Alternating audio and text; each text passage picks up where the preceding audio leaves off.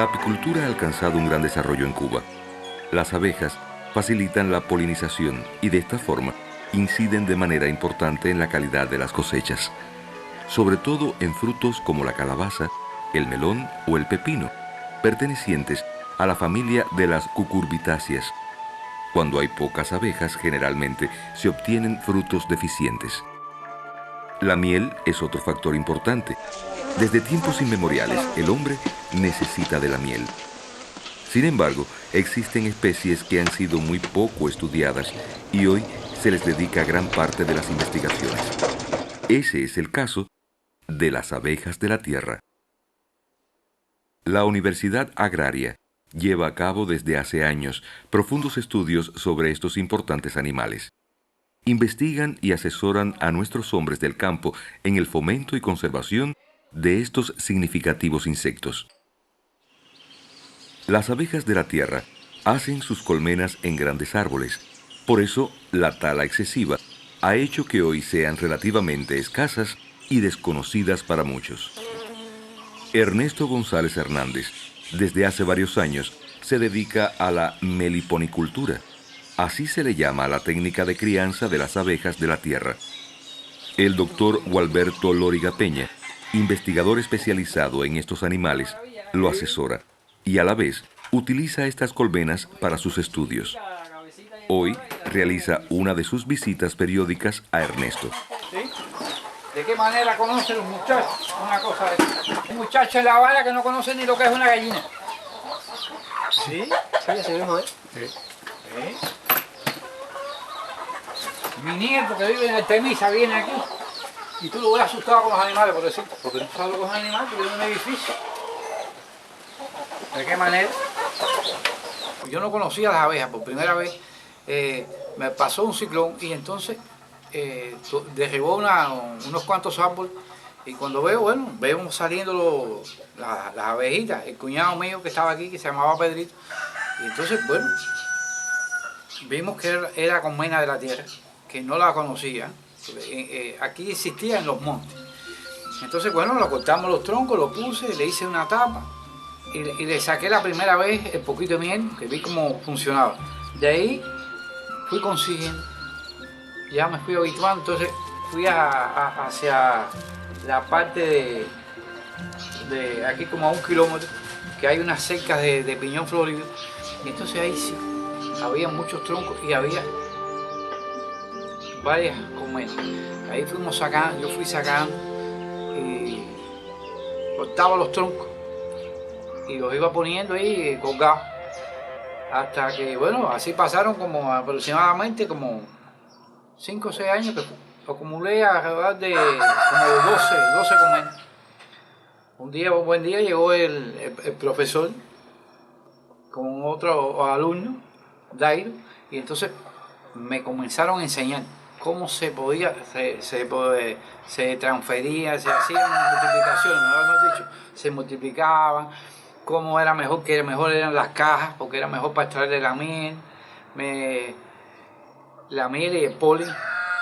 Y hice unas transferencias que ellos me enseñaron, ya ellos me habían enseñado, y me salió perfectamente. Ya hoy no sé cómo ellos, pero la hago. Y se le pone cerumen, se le pone un vasito con miel, con unos palitos para que ellos entren, tomen la miel. Hoy tengo 17 y quería llevar a 20. Voy a ver si el año que viene llego a 20, porque ya es para el consumo mío y de mi familia, de los vecinos cuando tienen un problema que le hace falta para la anemia. Es muy bueno, yo lo tengo comprobado. La señora mía cuando se fue a operar tenía hemoglobina, creo que 10. Y le comencé a dar lo que es la miel con el polen, que el polen es más, sobre todo el polen. Y la señora mía, en cuestión de 20 días, porque ella le cayó un gripe y eso, entonces se operó. Cuando se operó, tenía la hemoglobina en 14, que había pasado la operación. Fíjate si lo aumentó. Sí.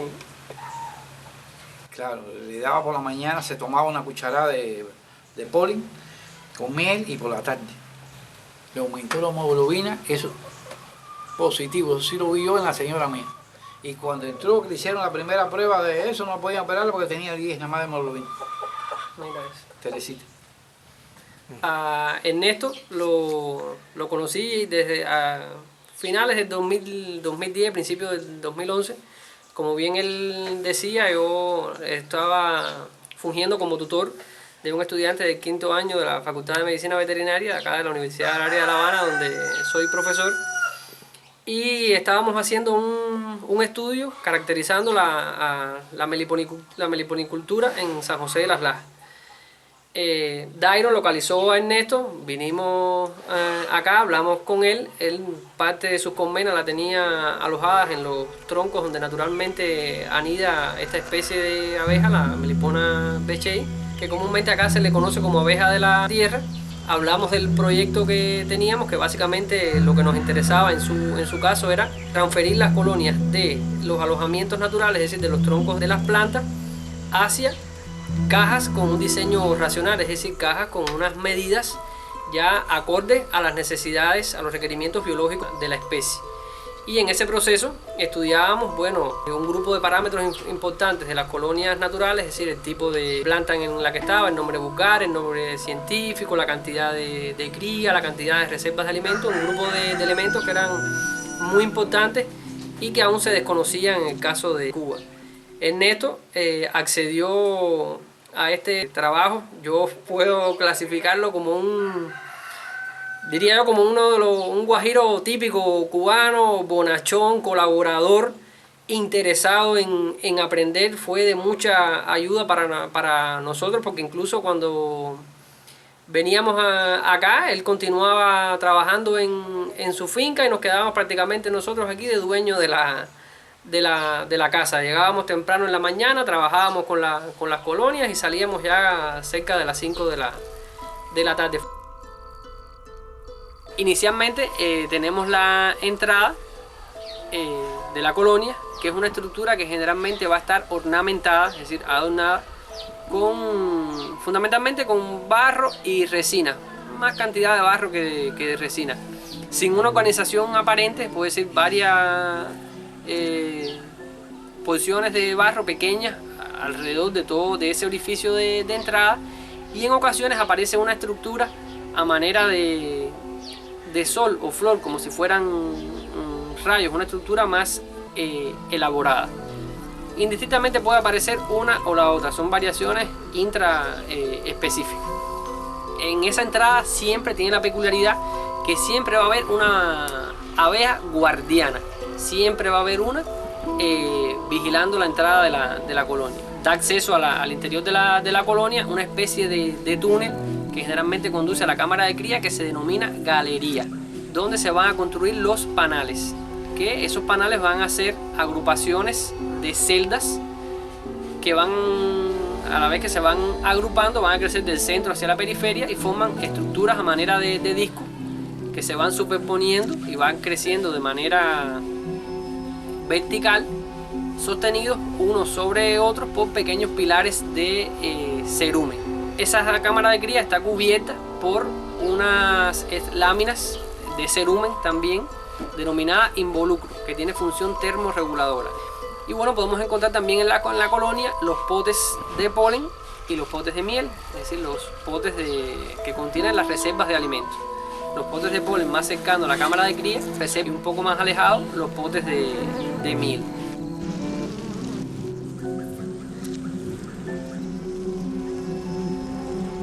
Además encontramos el llamado basurero, que es donde las abejas depositan sus heces fecales, y además las abejas que mueren también las llevan hacia ese lugar, y también los capullos o las exuvias de las celdas de las cuales nacieron los diferentes individuos que conforman la colonia, es decir, las obreras, los zánganos y las reinas.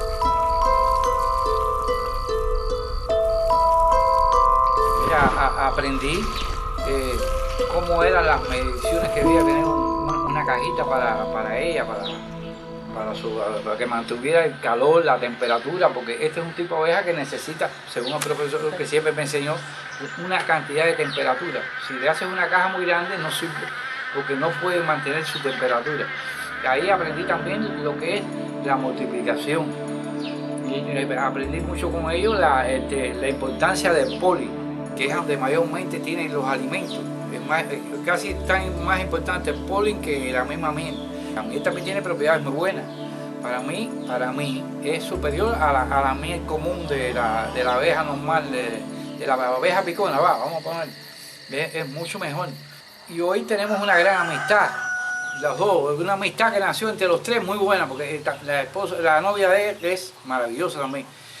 Y hoy estoy aprendiendo, porque cada vez que como hacemos una conversación como esta, aprendemos.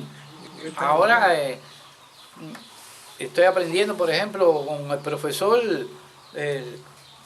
quisiera aprender un poco más lo que es las transferencias. Cuando se va a transferir una colonia, o básicamente a multiplicar, que es el término realmente correcto en este caso, es decir, consiste en la obtención de una colonia a partir de otra o a partir de varias colonias. Es decir, existen varios métodos, hay dos fundamentales. El método llamado de división por mitad, que consiste en extraer los panales y parte de la población de abejas de una colonia y transferirlo a la otra. Y el método por reunión, que consiste en obtener panales de varias colonias y con esa formar una nueva. En ese proceso, ¿qué debemos realizar? Es decir, transferir panales de cría vieja, que es la cría que está próxima a nacer. Se transfiere también parte del cerumen, que es el material básico con el que ellas construyen las propias celdas, y los potes donde almacenan el alimento, la miel y el polen. Y se le debe poner un alimentador artificial, como bien él comentaba, para facilitar que en ese proceso inicial donde no hay alimento, la abeja lo tenga para que pueda funcionar de manera normal la colonia hasta que sean capaces ellas de acumular recursos. Y es importante ese proceso de fortalecer, que cuando se crea esa colonia nueva, como la población de abejas es pobre, ¿qué se hace? Se invierten de posición las cajas. La nueva se pone en el lugar donde estaba la vieja y la vieja se retira hacia otro lugar. Y entonces toda la población de abejas que estaba colectando recursos en el campo viene a esa colonia nueva y fortalece la población. Y eso es un elemento importante para garantizar el éxito de la multiplicación artificial. Positivo, ¿no? Que una vez que los productores dominan esta tecnología, que bueno, la hemos explicado a grosso modo, limita que tengan que estar constantemente extrayendo colonias del medio. Eso es un elemento importante a tener en cuenta en procesos de capacitación a meliponicultores, para que una vez que dominen ese elemento no tengan que extraer más ninguna colonia del medio y puedan incrementar la cantidad de colonias de su meliponario En este caso es bueno aclarar que el grupo de las llamadas abejas sin aguijón o meliponinos es un grupo bastante diverso. Está conformado por más de 400 especies de abejas que se distribuyen fundamentalmente en las zonas tropicales y subtropicales del mundo, porque un elemento que restringe su distribución es el clima. Es decir, ellas no soportan los inviernos crudos, por eso están restringidas a esas áreas en el mundo. Y entonces, como es tan diverso, diverso también lo es los elementos biológicos de cada una de las especies. En el caso propio del género, dentro del grupo de las meliponas, el género melipona, que bueno, en Cuba tenemos solamente una especie, esta no construye celda real. Es decir, las reinas vírgenes nacen de celdas que tienen el mismo tamaño que donde nace una obrera y donde nace un zángano. Estas de aquí son celdas que ya están listas para ser aprovisionadas. Ya esas celdas están listas, ya lo que falta nada más es que la reina llegue a la celda, que es el estímulo principal para que las obreras comiencen a depositar alimento larval y a llenarla. Esta de aquí que ya está construida completamente y esta otra de acá abajo también. En la colmena existe una perfecta organización del trabajo. Los panales, dispuestos horizontalmente, dejan entre ellos un espacio que solo permite el paso de una abeja. Un grupo de ellas, llamadas nodrizas, son las encargadas de construir las celdas y cuidar las crías.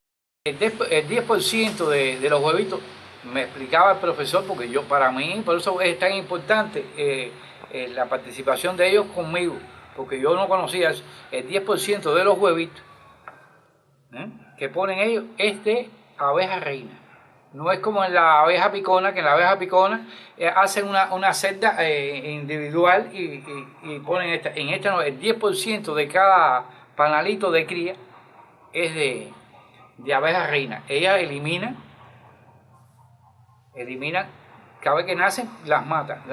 Y entonces, si la reina está en malas condiciones, que sale una y esa es la que suplanta a la reina. Pero si no, ella cada vez que saca una de esos de cría, ella sacan y las matan.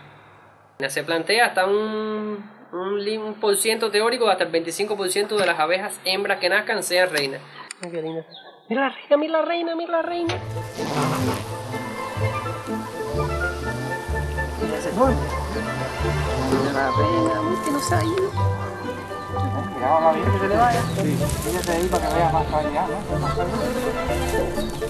Mira arriba, chico, viste que... Para que no se vaya a perder, voy a ponerle para acá para que no se vaya. Ay, vamos a ver que tú la grabes. Déjame tocar el rojo, Para que no se me vaya. Vamos a eso para que no se vaya. saqué ahí para la historia.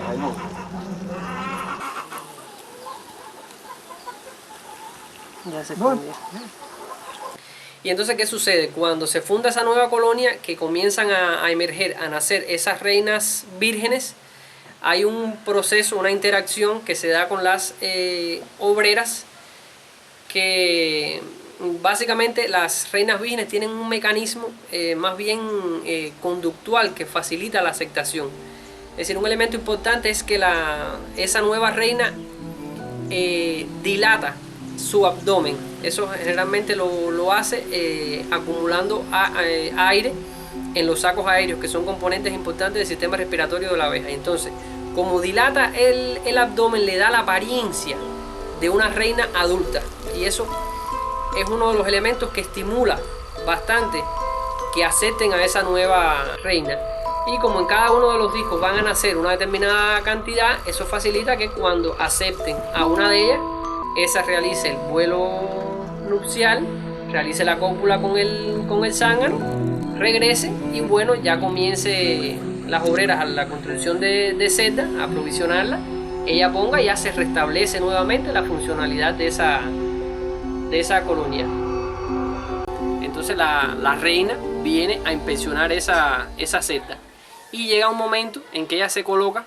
Las celdas están ubicadas en posición vertical. Llega un momento en que la celda se coloca en esa celda, paralela a la celda, se sujeta de uno de sus costados y comienza a inspeccionar la celda a través de movimientos en los cuales introduce la cabeza y parte del tórax. Eso hace que un grupo de obreras se acerque y comience a realizar la misma acción. Es decir, hay obreras que introducen la cabeza hacia el fondo de la celda, se introducen prácticamente completas. Y en ese proceso la reina comienza a dar pequeños golpes sobre el cuerpo de la obrera. Y eso hace que la estimule a ella a depositar, a regurgitar alimento larval. Que ese alimento larval no es más que una mezcla de miel con polen. Ese proceso se va repitiendo, varias abejas hacen ese proceso, introducen, descargan alimento, la reina da pequeños golpes, que es el estímulo fundamental para que lo hagan. Y ella va constantemente inspeccionando ese proceso. Cuando ya ese alimento larval alcanzó poco más del 50% del volumen de la celda, hay una obrera que pone un huevo, que se le llama huevo trófico, que es la principal fuente de alimento de la reina, en este caso, en esta especie de abeja. Cuando esa obrera pone el huevo, la reina se introduce, se lo come, posteriormente inserta parte de su abdomen y pone el suyo. Que ese huevo queda en posición vertical, generalmente al centro de ese alimento larval, que es líquido pero es pastoso y hace que el huevo no se hunda. Y posteriormente una obrera llega y opercula la celda, es decir, le coloca una pequeña capa de cerumen, extendiendo parte del cerumen que hay en el borde de la celda hasta que la sella. Y bueno, ya no hay más ningún contacto con ese huevo ni con todo el proceso que ocurre. Y un elemento interesante también que es bueno que se diga es que una diferencia también con la abeja Apis mellifera es que las nuevas colonias que se forman de manera natural, en el proceso que se conoce como enjambrazón, se funda con la reina, en el caso de la avis melífera, con la reina madre de la colonia, con la adulta. Pero en el caso de la melipona, como la reina adulta, la llamada reina fisiogástrica, su abdomen alcanza un tamaño tan grande que le imposibilita el vuelo. Entonces las colonias nuevas que se forman de manera natural se fundan con reinas vírgenes, que son las que pueden volar. En el caso de esta abeja, por ejemplo, de que nosotros hacemos la transferencia de una caja, por ejemplo, las celdas de cría, le ponemos las celdas de cría, ¿no? Que es lo que vamos a hacer, y recogemos las abejas que quedan sueltas y se le ponen una X cantidad de cerumen y de comida, ¿no? ¿En qué tiempo aproximadamente ellos sacan la reina, ¿no? Que sacaría la reina de los panales que nosotros que ya ponemos, que son los que están con el cerumen blanco, que es usted que me ha explicado, que son los que más rápido nacen? ¿En qué tiempo comenzaría aproximadamente esa reina a ya producir los primeros huevos? La media estuvo cercana a los 6 días. Es decir, ya en 6 días ocurría todo el proceso de aceptación de la reina, realizaba el vuelo nupcial, copulaba. 6 días, nosotros que hacer una larva, una larvita, ¿no? Ya cuando se transfieren son ya casi la abeja adulta. Sí, casi. Sí, ya casi a punto de nacer. Vamos a poner que, pero bueno, del nacimiento, 6 días es una cosa. Por eso es que se transfieren los panales ya viejos, sí, porque sí, es la cría que está naciendo, porque el periodo de desarrollo ontogénico, es decir, desde el huevo al imago, al adulto, es largo en esta especie de abeja. Generalmente está alrededor de los 51 días del huevo al nacimiento de la reina, 52 en las obreras y alrededor de 53 en la reina. Por eso transferimos los panales viejos, porque ya está la cría, ya la pupa formada, y ya lo que en poco tiempo van a nacer los ¿Y la duración de una reina? Estas reinas pueden durar años, similar a lo que ocurre con la abeja melífera. ¿Años? Entonces, puede durar 1 año o 2 años aproximadamente. Un poco más también. Puede durar entonces aproximadamente hasta 3 años más o menos, un cálculo, ¿no? Sí. Y por ejemplo las obreras, que serían las que más se desgastan. Las obreras, como usted mencionó, un elemento importante. Influye la intensidad de trabajo que realicen. Normalmente, bueno, de la fase de huevo al adulto es alrededor de los 52 días. Después ellas están cerca de 1 mes dentro de la colonia, porque posterior al nacimiento la mayoría de las actividades que hacen las hacen dentro de la colonia. Se dedican a eliminar los capullos donde nacieron, posteriormente hacen labores de recepción de néctar, producen cera para fabricar junto con las resinas el cerumen, contribuyen al proceso de aprovisionamiento de la celda con alimento larval, y bueno, labores también de limpieza dentro de la colmena. Después serían ya guardianas, posteriormente hacen vuelos de reconocimiento, y después es que salen a la colecta de recursos, néctar, polen, resina. Entonces ya a la vez que comienzan la vida en el exterior de la colmena, pueden durar aproximadamente 1 mes, algunas duran un poco más, pero depende de la intensidad de trabajo, si es una obrera, que son las que realmente el zángano igual, aproximadamente el zángano. El zángano, ¿qué sucede? El zángano, en estudios que se han realizado, se ha comprobado que alrededor del día 18 el zángano abandona la colonia y hace vida de abeja solitaria en el exterior. Casi todos esos son zánganos. Este zángano, este es un zángano y esta es una obrera. ¿Ves la diferencia en el tamaño de la cabeza? El zángano es más pequeño, la cabeza del zángano es más pequeña que la de las obreras. Y los ojos compuestos, que son las estructuras grandes que tienen en la parte lateral de la cabeza, están más cerca en los zánganos que en el macho. La distancia interocular es más corta. Es más corta en el zángano que en la obrera. En la obrera los ojos aparecen más separados, porque la cabeza es más ancha. Y en los zánganos es a la inversa. Un estudioso de las abejas ha dicho que la humanidad debería aprender de cómo un pueblo entero, con una organización social y comunitaria, pueden convivir en paz y armonía, cuando los guía un espíritu altruista y hacen realidad aquel aforismo de uno para todos y todos para uno. Los estudios continúan. La crianza de las abejas de la tierra se perfecciona y se extiende por todo el país. Queda mucho por investigar sobre estas abejas, las de la tierra, pero confiamos en que las presentes y futuras generaciones sabrán estudiar este pequeño pero valioso tesoro de la naturaleza.